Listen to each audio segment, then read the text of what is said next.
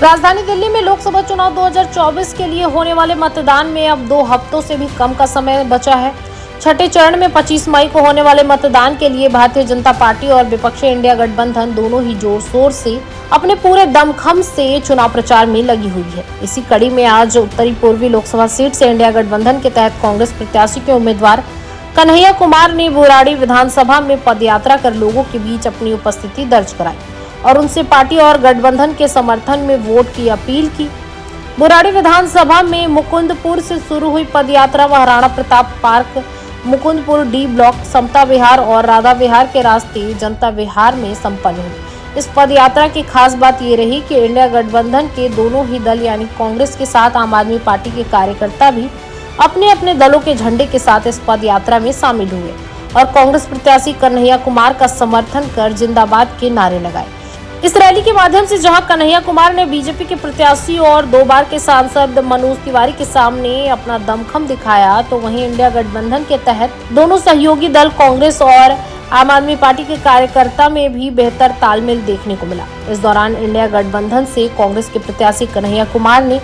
BJP के मनोज तिवारी पर आरोप लगाते हुए कहा कि वे चुनाव प्रचार के दौरान दिल्ली सरकार के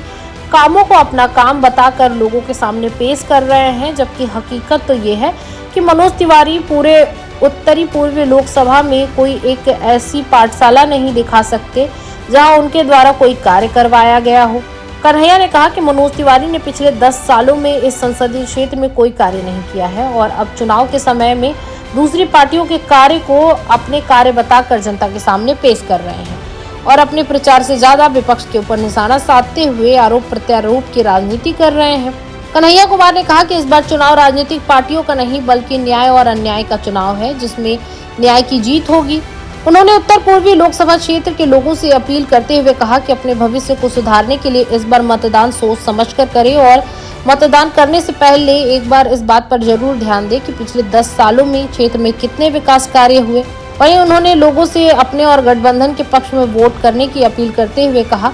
कि जीतने के बाद वह सबसे पहले शिक्षा व्यवस्था को दुरुस्त करेंगे और लगातार परीक्षा से पहले हो रहे पेपर लीक से छात्रों के साल और मेहनत दोनों के बर्बाद होने से रोकने पर विशेष ध्यान देंगे। छात्रों द्वारा लिया हुआ लोन माफ कर दिया जाएगा और महिलाओं को अपने घर की अर्थव्यवस्था सुधारने के लिए 1 लाख रुपए सालाना दिया जाएगा, जिससे महिलाएं कोई भी रोजगार कर सकती हैं। उन्होंने कहा कि कांग्रेस पार्टी भविष्य सुधारने के लिए चुनाव लड़ रही है, न कि झूठी राजनीति के लिए। फिलहाल ये तो आने वाला समय ही बताएगा जीत किसकी होगी, लेकिन उत्तर पूर्वी लोकसभा क्षेत्र में चुनाव प्रचार की बात करें तो अभी तक चुनाव प्रचार में बीजेपी प्रत्याशी मनोज तिवारी सबसे आगे दिखाई दे रहे हैं।